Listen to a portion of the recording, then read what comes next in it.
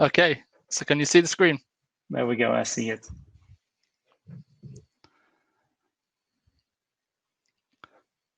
Perfect. Should we make a start then? Yeah, fire away. So I'll let you do the first introduction. So this is you starting, or what? Oh, apologies. Sorry. I thought we want to introduce ourselves before getting to the nitty-gritty. You confused me. That's fine. Yes. Hello. Sorry. I am James McNally. If we haven't met before, somewhere in person, I'm from Wiresmith Technology, and with me is Joerg Hampel from Hampelsoft. Hampel Software Engineering, to give you your full title. So yeah, just to introduce myself, I'm a certified Labby architect, Labby champion, and the reason that I first worked with Joerg on this presentation is I've been working on the GCLI tool as an open source project.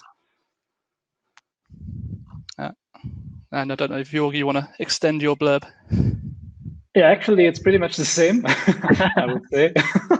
That's interesting. So yeah, I'm interested in working in teams and working together with our customers.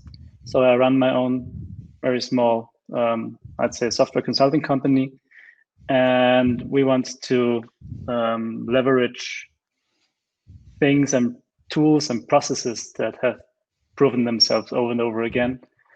And that's why we're looking into open source and looking into how we can use open source tools and processes and use them in our collaboration with our customers.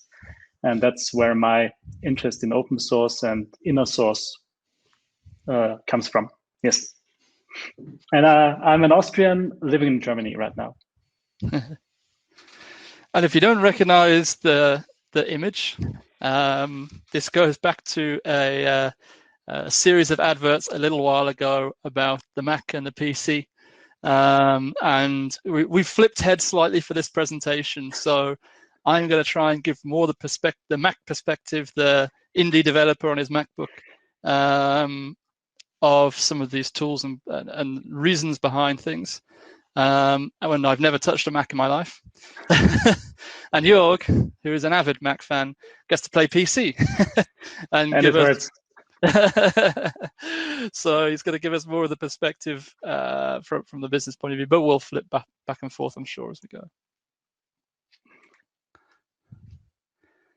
So we were kind of debating who we should put up as our giants are female slide for this presentation.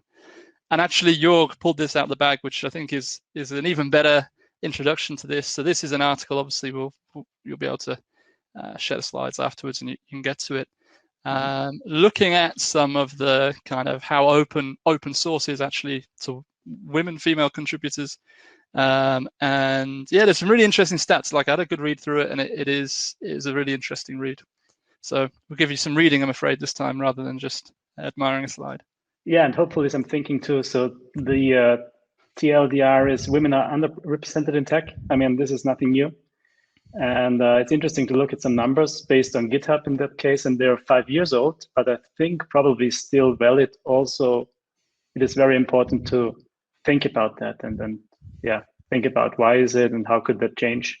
And there's one quote from the article that I wanted to put here too, or I wanted to read to you is, if your team is anything less than an equal balance of men and women, then your team is probably not the best it can be. And that's a very powerful statement, I think. So take that home with you guys and give it a thought.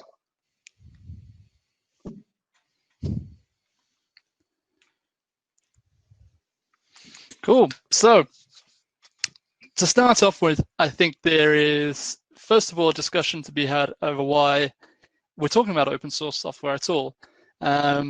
It's one of those things like source control and things that I think this bit's probably less and less necessary as time goes on, as the world evolves, but it's still worth a good introduction. Because open source software is running the world now. I mean, not exclusively, of course, but so much of the kind of software revolution, and especially the web revolution over the past 5 or 10 years, is built on an infrastructure of open source software. And really, why I wanted to talk about this is to try and bring some of that to LabVIEW.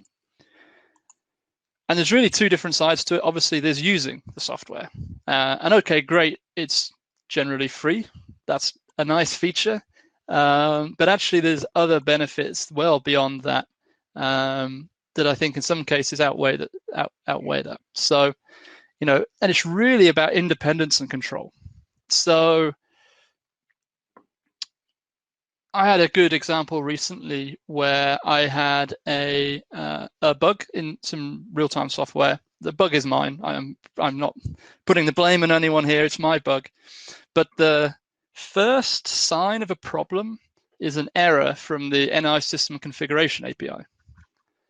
And if that software was open source, I would be able to go in, track down the line that generates that error and begin to understand why, get some more clues to help me with debugging. And that's a big part of this for me. I've even go as far as say I'm happy to pay for software, if it comes with the source code as well, because you can go in and troubleshoot these things and you're not dependent on a vendor who might go bust or might change direction and not support the tool that you want to use anymore, or the one guy there who knew how it worked has left the company.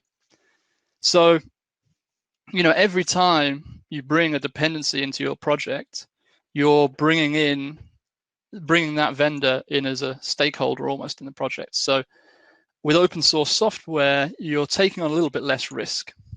And interestingly, when I speak to people from a more corporate background, it's normally the reverse. They say, oh, but how will you get support? And it's like, well, normally you can pay for support for these projects. There's someone who will help you out. And the reverse argument is true as well. What if you can't get support from a vendor? It also helps you to think about modularity. So, if you're not currently breaking down your applications into very discrete components, well, by pulling in other components, you have to be thinking a little bit more about how you structure that software. So that's a very pragmatic bit. I'm going to do my very principled bit now, which is why contribute to open source software. And my honest feelings on this is, like I say, open source software is raising the bar for everyone. It's given us all a higher starting place than if we had to write everything from scratch. So I just, I feel very passionately that we can use all this open source software, and I don't want to go as far as to say responsibility. That's too far, but there's a drive to also provide something back, and that way we're all benefiting as a community. And that's one of the reasons, particularly in LabVIEW, I look at it and just think, if we can get more of these building blocks in place, if everyone listening now creates one library that's useful to 2 or 3 other people in the room, then as a discipline, as a community, we've all done something better, faster, quicker. And a more pragmatic approach to that is it's a great way to promote yourself and your company. Not many people get to be, you can't look at people's code very often if it's closed source before you hire them. So it's great to kind of have something to demonstrate what you can do. And it shows a level of approachability. If you have a company that's putting out open source software, that's responding and talking to people online, you can get a big, it's another communication pathway, and it's another level of inclusion in the community. So for the business world, what do we see here? I mean, there's the obvious and simple ones. We can use this software in our projects. So we're getting something, as I say, generally, for free in terms of free as in beer, as well as free as in freedom. And that gives us a great starting point. And we can also build open source software to benefit from a business standpoint. Again, the world has changed in the last 10 years. There's a number of different business models and business opportunities around open source software, whether it's paid for support packages. Red Hat, who sell, in quotes, Linux, have just were bought last year by IBM for billions. I can't remember the exact number off the top of my head. So there's definitely, business to be had around it as well. And if it's something more infrastructure based, you see a lot of companies now will open source the software, but then you can pay them to host it and manage it and things like that. You see that with GitLab, for example. But it's also this collaboration, and this is where I think it gets really interesting, actually, even if you're not that fussed about the open source bit, because over the years, these open source projects have got bigger and bigger. If you think about, Linux or Git as a project, it's a huge project with, thousands of contributors. And so, this is a way to collaborate with people around the world. And they've had to develop, tools and techniques to enable this collaboration. And where everybody can learn from this, even if you're restricted, you're not interested in doing open source, or you're restricted because of your company policies. There's a case for saying, okay, well, let's look at open source. Let's learn about these techniques and bring them in-house for our development teams. And so this is termed inner source. It was coined by Tim O'Reilly. And, I've seen this when I was consulting for NI, going to multinational companies, and you've got someone in the UK saying, oh, I know this guy in the US has already solved this problem, but I can't find the code. He's left the company.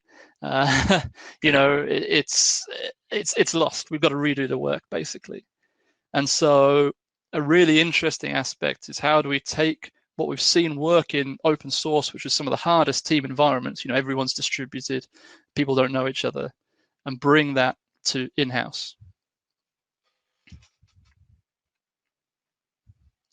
Actually, I should say, are there any questions, because I can't see hop in at all? The only one was from Stephen. He asked, open source does not equal free, and I tried to answer it. Stephen, if that was not enough for you, please use the chat so we can discuss it in more detail. Let me elaborate slightly, because you'll hear the term, and I kind of used it slightly. You hear the term is free as in free. What they mean by that is you have the freedom to do with the software what you want. And there's free as in beer, as in you don't pay any money towards it. So you can get, combinations of the two. You can have software that is free, but you can't get the source code. So that's just the free as in beer. Or you can get, open source code. So you have the freedom to do with what you want, but you might be paying for a support contract or something like that to enable you to use it.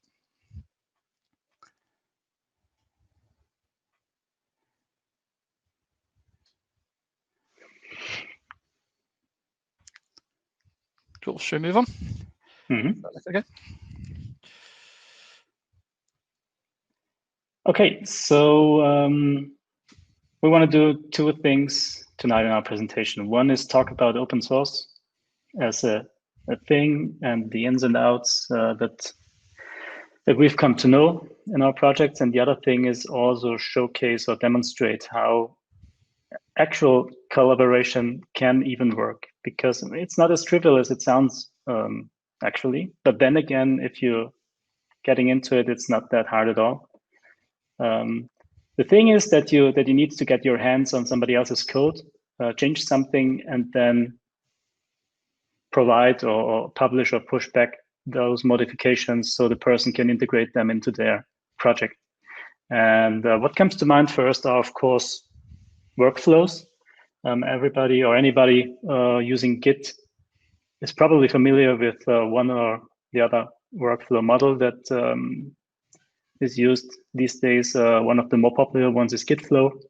It's the one that we also like to use.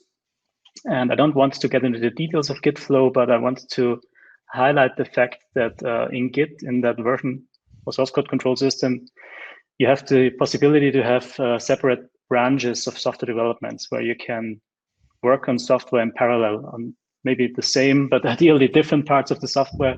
So you can, on the one hand, track what you're doing, on the other hand, not or avoid conflicts with other developers or with other developments of your own.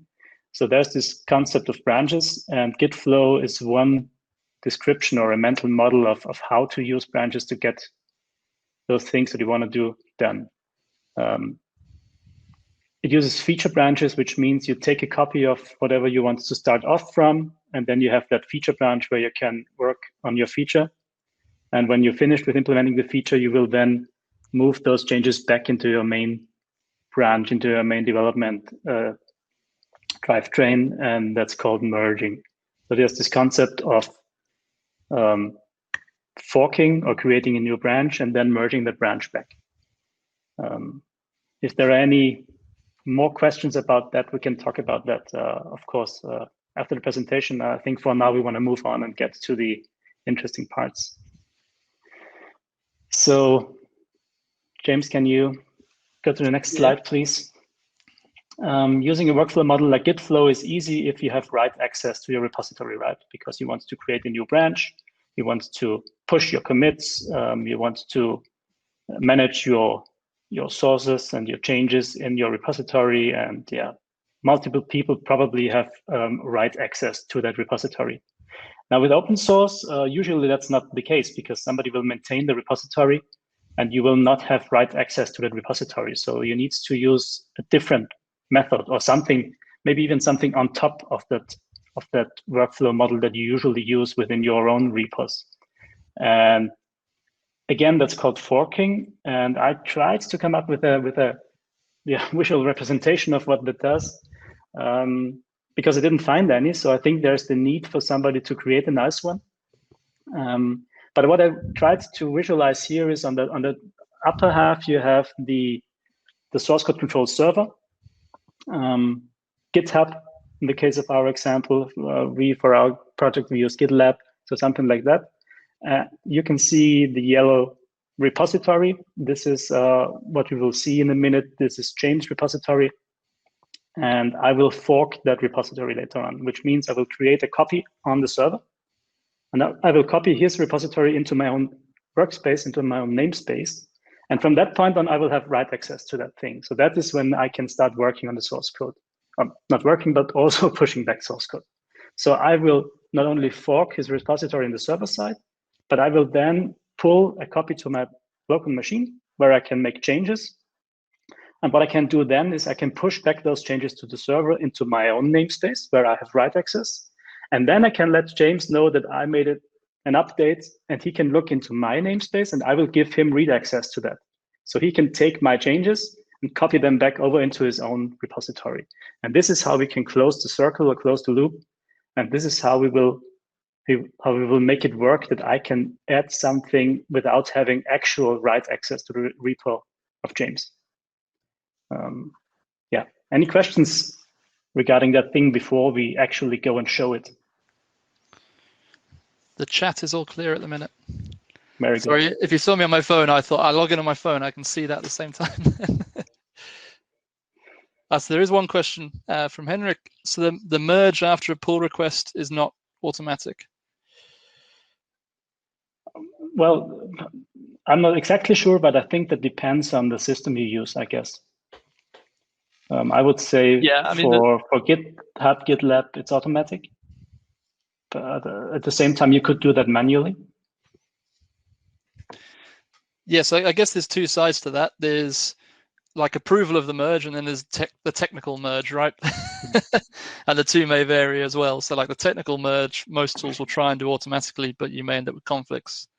And most projects I've seen will have an approval process. So they might try and automate some of that, but normally you have a maintainer to click the button and say, yes, we want this change.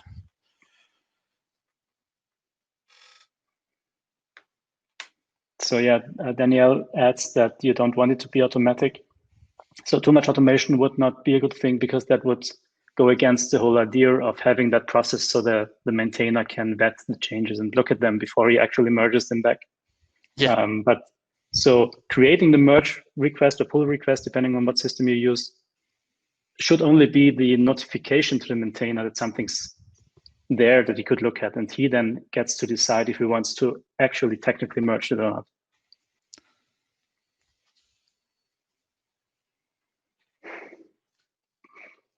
Cool. So Coolio. And yes, Daniel, you're right. Unit tests. There's one thing I'd really like to hammer home actually with this is all of this gets easier if you have automated tests. It will also be nice to check the VIs in the browser, by the way. Well, yeah. So, but anyhow, let's not get ahead of ourselves. Okay, so James, what are you going to do now? So I am going to, I do need to keep that sharing. I'm going to come out of these slides. So I have a project. Oh, it didn't like that.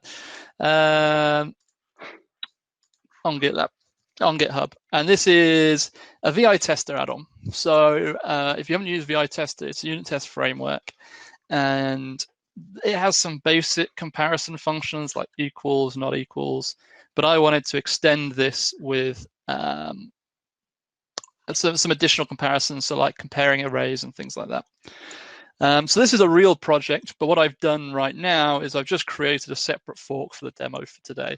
So we're not interfering with the real one. So I've got this here on GitHub. And let's say I've been going through this and I've got a little niggle in here, which is that one of the templates that this has autogrow on. I don't like autogrow. So what I'm going to do is I've just come up with this idea, or maybe someone sent this idea. So I'm going to create an issue on GitHub.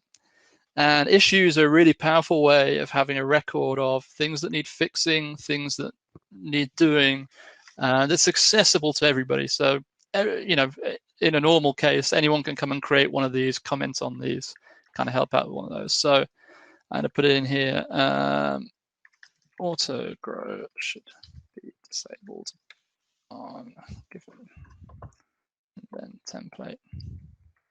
And of course, in a normal circumstance, you'd like to have a nice description here saying, you know, why, justifying why it shouldn't be on, what the expected behavior is. And I can label this up as, you know, this is going to be an enhancement. A really nice one they've added in the last few years is that you can say this is a good first issue as well. So if someone's new to the project, so this is a good one to pick up and go. So I'm going to submit this issue onto my repository. And now this is available for a curious LabVIEW developer who likes to look at VI tester to come and find. So I'm going to hand over to Joerg. So I will try and share my screen now. And I didn't expect it to work, but it does. Awesome. Okay, so I'm lazing on a Sunday afternoon, browsing the interwebs, coming across James's awesome VI tech repository and thinking, oh man, this is really cool. He's got a README file. Everything's described nicely. So let's see if I can do anything for him. And there I go, and I see this issue. And then I see, oh, good first issue. I know what autogrow is, and maybe I can look into that. So I click on the issue here, and I got a little laugh out of James's comment, and I say, so do I. Let me help. So I hereby claim this issue, or I indicate that I'm willing to try and work on it. So what I do first is I need to create this copy on the server of James's repository, so I can have something that I can work on and then push back towards. So let's see. There's this fork button on the upper right side of the browser window. So I hit that button, and what happens now is that GitHub does the work for me. So it says forking James's repository. It should only take a few seconds, and there we go. And you can see it here that the namespace has changed now. So we were looking at the James Mac 86 VI Tech GLA demo. And now that we have this one fork here, this one is a copy of it, a fork in my own namespace. And this is the namespace where I have write access. So let's clone that stuff here so I can take a look at the VIs. So I'll go to my Git client of choice. I will say file clone. It already pasted the repository URL here. I want to put that into my private namespace on the disk like this, and I say clone. So fingers crossed that this works. It looks good. And now I have cloned my repository from the server to my local computer here, and I see the exact same history as I see in the original one. So I already had the James's repository cloned here. So trying not to confuse you too much, this one is the one from my namespace, and this is the original one. So let's check the origin here. Edit origin. So you can see this is the one that I cloned earlier from James. So this is the original. And you can see that mine, the one that I cloned from my own namespace, looks exactly the same. So this is very important because I got an identical copy of James's repository. So I can start off from the same VIs, from the same files that he's been using here with the same history, etc. Yeah, this is the client I'm using is Git fork. It's the client we've come to love. I think many people are using it, and I can only really say good things about it. We like it a lot.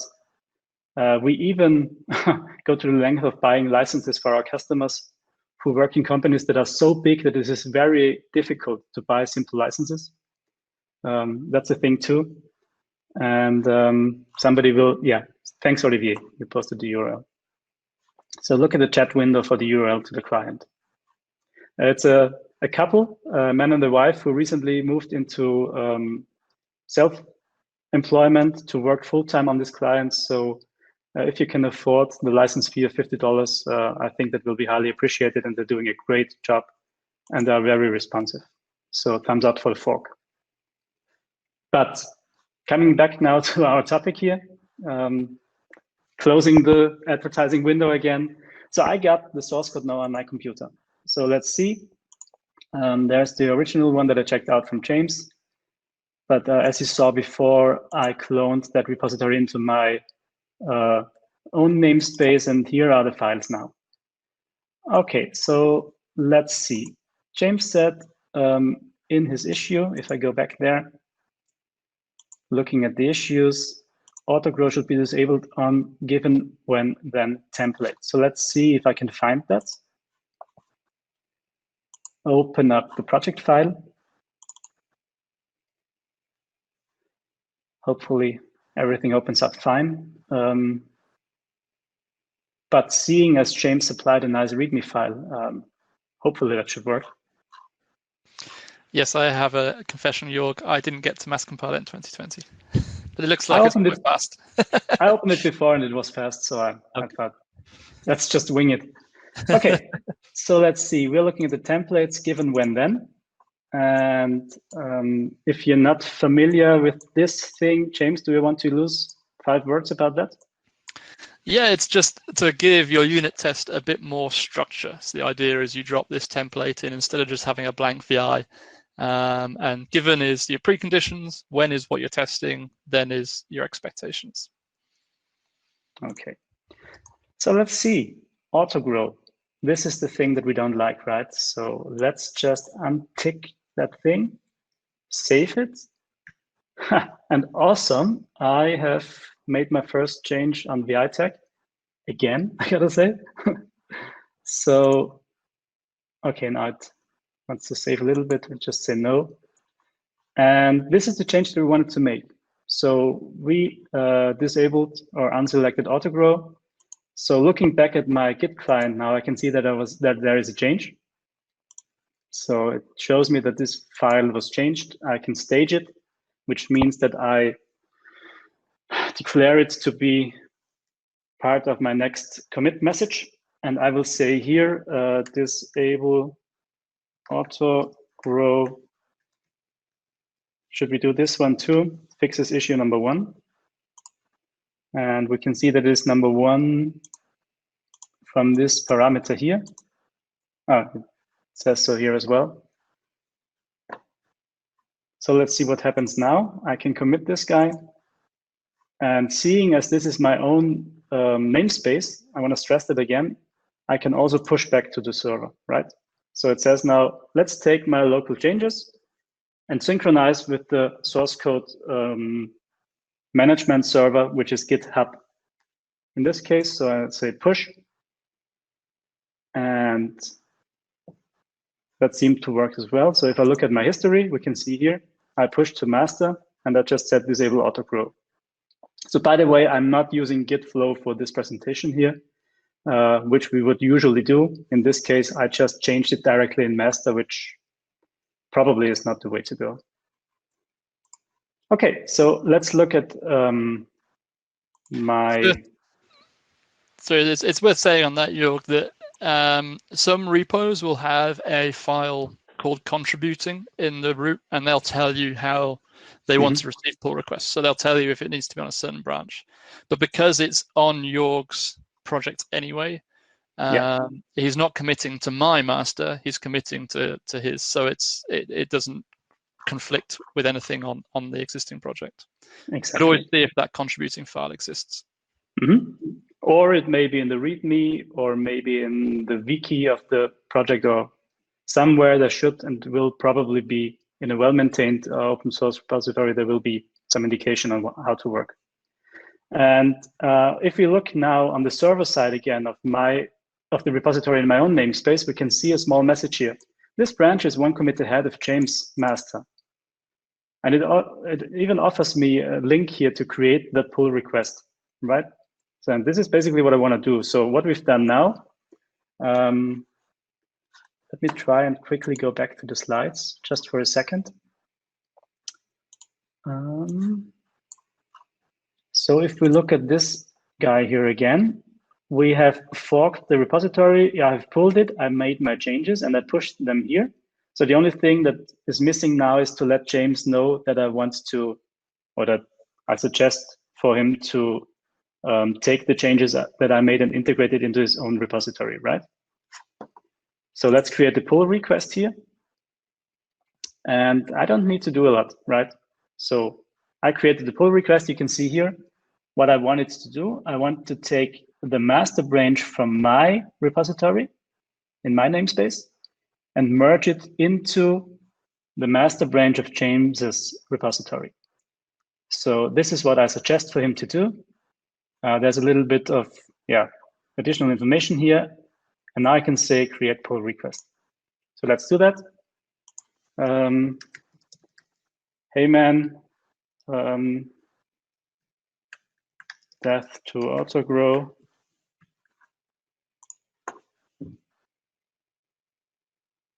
And that's it. So this is my part has been done here.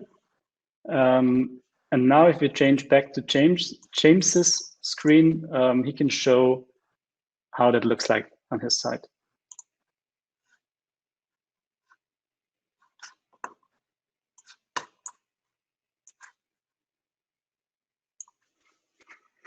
Oops, sorry, unmute. So this is back where we were. Let me refresh the page. And I can see now, actually, more than anything, is I've got a notification that there is a pull request. Or it shows up on the main screen and under pull request, any that you want. And so as you're kind of alluded to in the workflow thing, this is my chance to kind of check things over. And this gets more and more complicated every year. I look at it. So it started off as just file changes, but there might be automated checks in here. So if there's continuous integration setup, it might have already run any automated tests that we have. I've seen had problems with projects where it will automatically check if you've increased code coverage and things like that. Obviously, you don't see as much of that with LabVIEW anyway. So I get like this checklist, first of all. You know, if there was continuous integration, it would say, yes, that passes. Here it's saying there's no conflicts. So in theory, I could just hit merge and it knows that it can automatically perform the merge.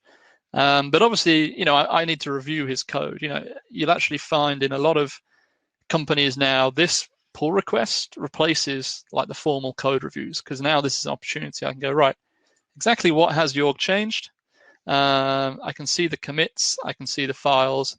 Obviously, because it's LabVIEW, we don't get any useful feedback in the web. So what we'll do is we'll do the merge locally so that I can view the files and make sure. So I'm going to click here and it will tell me everything that I need to do. So this is my little cheat sheet. So first of all, I'm going to copy these commands here. I'm going to go to my LabVIEW 2020 VM. I've just been making sure I've got my dependencies installed. And I'm going to paste those commands. So this is the command line for Git. I tend to use this for 90% of what I do in Git now. So I'm just going to paste the commands into here. You can see it's just created me a new branch to match what is on Joerg's, and it's done the pull from Joerg's master branch into mine. It shows me the files that have changed for that branch.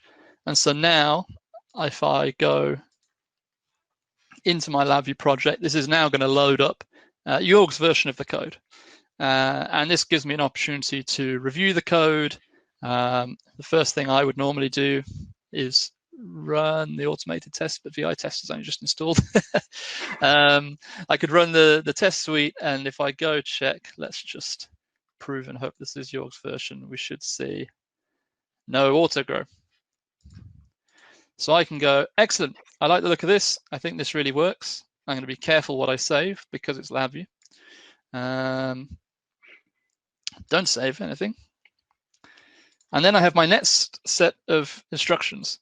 And what these instructions are doing is they're saying, I'm going to go back to my master branch. Then I'm going to merge Joerg's branch, and then finally push all the changes back to GitHub. And equally, I could just push this merge request button here. But I think most people with LabVIEW will end up doing this because we need to use the diff tools, in LabVIEW and to be able to inspect what's going on. Oops. So I'm going to come back here, paste in those commands.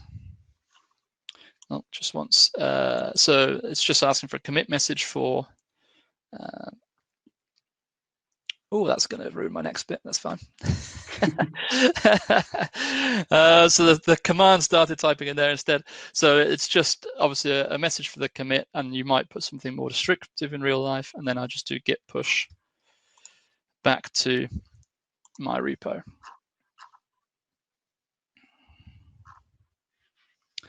And so now if I come back and I'm going to, it's already merged. I don't even need to refresh the page, look. So it says, yep, we've merged this here. And so that now is in my main repo. So obviously, the bit we kind of skipped over is if there were any questions, this is our opportunity to go back and forth and say, oh, why did you do it like this? Or I'm not quite sure this bit's right. Can you just tweak this here? I think one of the misconceptions I had about open source when I started putting some repos out was, oh, it means anyone can change my code. You have every right to choose whether to accept or reject changes. There's nothing to say you have to let everybody come in and do your code. Now, there's some communication up front to keep that civil, right? I know, we've already had a discussion. I've created an issue, and me and Joerg maybe had some back and forth, so I know already that he's doing something that I want. But if somebody randomly came here and added, 3 VIs that I'm not interested in, I have every opportunity to have a conversation first about whether that should or shouldn't go in. And at the same time, I think the more you communicate and the more information you put out there and the more detailed your issues are, the lower the chances are that you get something that you don't like. Because most people will not add something that doesn't make sense or that you don't like probably. And if you have a good discussion and the other person is right, all the better. So the more you communicate and the more information that you put out there, the higher are the chances that you get something nice. Yeah, and that's a lot of work sometimes. But yeah, that's like we were saying earlier. Fundamentally, open source is a team management problem. You've got a big distributed team, and most team problems, often all come back to communication, and that's a big thing. Hopefully, you'll take away from this presentation is actually the successful failure is often about how well you communicate with people. So we have 2 questions in the chat. One is from Henrik. He says, if you reject code, will the master of the source not risk end up being someone else? Yeah, and so that's always a possibility. So if I'm a bit grumpy about the changes Joerg is making, but actually a lot of people like the look of it, then Joerg can, and they use the same term for that case, Joerg can fork the project. It's okay, fine. If you don't like this is what we want, so I'm going to take this code and I'm going to keep developing it independently and, generally give it a new name. And you see this has happened a couple of times in high profile projects, because it's open source, he's got the source code and ability to do that. Again, if it gets to that point, you've probably got bigger problems in communication. Or sometimes people just want to take things a different way. Yeah, or not, because sometimes it's a good thing to have two flavors of something that caters to two different, similar but not the same things, maybe. Yeah. So it might also be a good thing. So that's hard to say, really. Yeah. And the other question then is Laurent, I see. If you're going to hit save all by mistake, I'd be facing many updated VIs. Yes. So, LabVIEW and Git. Exactly that. So every file that Joerg changes is going to try and be merged back into my code. So if Joerg had hit save all and there's a load of other files that have changed, if I'm lucky, I've not touched anything else and it's still as smooth. But if I've done any other work in the meantime and we've got a conflict, now suddenly we have a conflict to resolve and things become much harder. So, this goes all the time with Git. You have to try and be, I think I always like Fab's term, conscious committing, something like that. You need to be aware of mindful, that's the word, that's the one. I thought that didn't quite sound right. Mindful committing. So think about what you're about to commit. Now, I must confess, that's one of the things that's tended me now towards the command line, because if I do a git status here, it will just list out the files that have changed, and if I open it, so some have changed. And it's a little bit easier to say filter by a path and say only commit these ones. So I do that. But obviously, you can see that in other clients as well. You just have to be careful. So like that, I've changed nothing. If I commit these now, there's going to be conflicts that are thrown up which aren't really conflicts. So this is one of the things that does make it harder, to be frank, in LabVIEW. But at the same time, I feel like that you get used to that, and the more you get bitten, the more scar tissue you have to prove.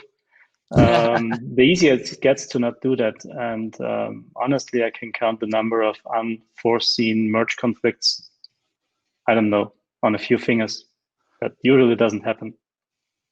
And that, again, that's talking before you do stuff and communicating and figuring out what should I work on, etc., etc. So I think you can work around that actually quite nicely. But of course, it would be easier if LabVIEW was not LabVIEW. But who would want that, right? And it's worth, I guess, saying as well that there might be genuine changes that conflict, right? So we might have 2 or 3 merge requests on a go. And basically then what would happen is this would then say there's a conflict, and it essentially puts it on Joerg really to say you need to go and update your repo before this can be merged. Yeah. So there is like a flow for a genuine merge conflict to be handled. And again, kind of the UI helps with that quite nicely. But it's a good reason for keeping, these pull requests and generally these changes, small and very discrete.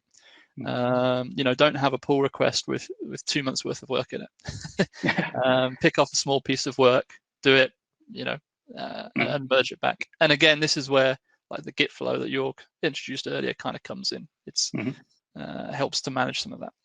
Yeah, Fab posted a few links and information on a presentation from Benjamin Seelis, if that's how his name is pronounced, who is talking about using LabVIEW compare, also programmatically. That is very interesting. For us, we make a rule of not merging files, not merging VIs. But for that, sometimes it's quite handy to have LabVIEW compare to at least look at what changed to be sure which one to discard. And that's what we, how do you say that? What we choose to do, that's the poison we pick. And for us, it's working. But there are many different workflows. That's a nice thing. So everybody can use his or her own favorite. And James, I think we have 3 minutes left for like 20 more slides. So I would like to show one more thing, showing upstream. I think that would be interesting. And then just show the last slide. Is that okay for you? Oh, yeah. Yeah, let's do that. Okay, so let me quickly share my screen again. This one. So one more thing that I want to show is now that I pushed my changes to James and he merged it back into the repository, what when I want to work on the next issue? Because I want to do the same thing again, but I don't have to fork again because I already have my local copy of the repository, right? So if I want to fork again, there would be a name conflict, etc. So the nice thing about Git is that I can add multiple origins. So this is now fancy because I can add both James's repository and the repository in my namespace as two like remote sources. And I'm going to do just that. So let's go here and copy the URL. Go through the browser even. So let's go to James's repo here. And I say, get me the URL. And I will add this URL as another origin to my, as another remote to my repository. So I can add another remote. I'm going to call that upstream. That's what I think the naming convention is. And if I do that, you can see that I have two entries here now. I have origin as one remote. This is my local copy. And then I have upstream. And if I fetch now, and I say fetch all remotes, it will show me that upstream has something different here. So this master is one commit ahead of my master. And this is a way that I can pull this master and merge it into mine and get the latest changes from James's repository. So I can, for the next issue that I want to work on, I can work on the latest version of the software. And for the first time when I do that, this is a little bit of work. But for all the consecutive changes that I want to do, it's always the same then. I just need to fetch, integrate the changes from the upstream into my local repository, and then from there, it's the same thing again. So that's how to work with two remotes, the origin and the upstream, which would then be James's repository. James, anything to add to that? No, I think that's perfect. Yeah, so that comes in again, like you say, when it comes, if you need to pull in mergers and things like that. Yeah. Perfect. So let's see if we skip all these slides. I think this one would be interesting. What exists now? So sorry we couldn't talk about the different roles, how to communicate, what to communicate. We did stress that it's important to communicate. There's, I think, not too much communication possible. What is out there? So we have some things of our own. James has his GCLI, which is an awesome tool.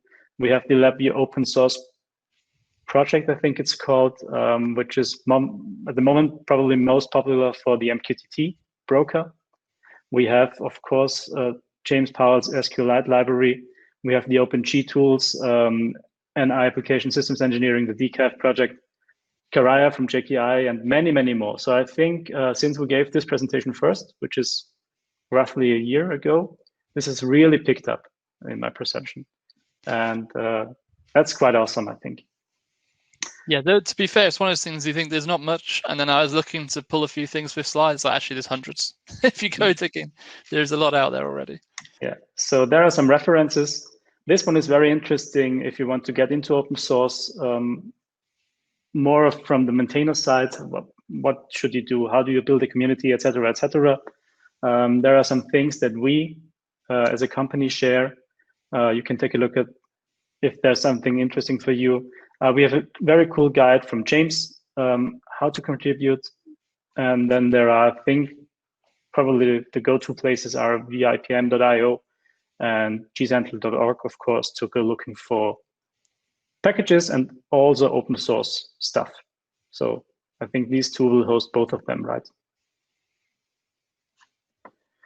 Okay, and I think that's it. We only ran over 1 minute of our 50 minutes. This is the first, actually. So we should be celebrated right now. That hasn't happened before. And if I understood correctly, there's a breakout room where we can answer questions later on. Is that true, Fab? Let's see.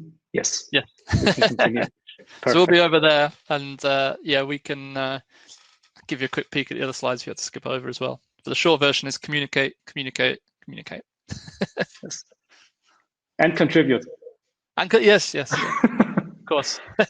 Do something at the end of it, yeah. Okay, so please go find us in the breakout room. I hope we find it too. And looking forward to some more questions from you guys. Thank you very much. Thanks, James. All right. Same color as your track. Okay, what color was our track, James? Green, I think. Green, okay. Thanks, Fab, thank you. Okay, so do we leave this room now, this We session? abandon ship and go to the other one, I think. Okay, perfect. Okay. Go, go, See you all go. on the other side. Yeah, bye.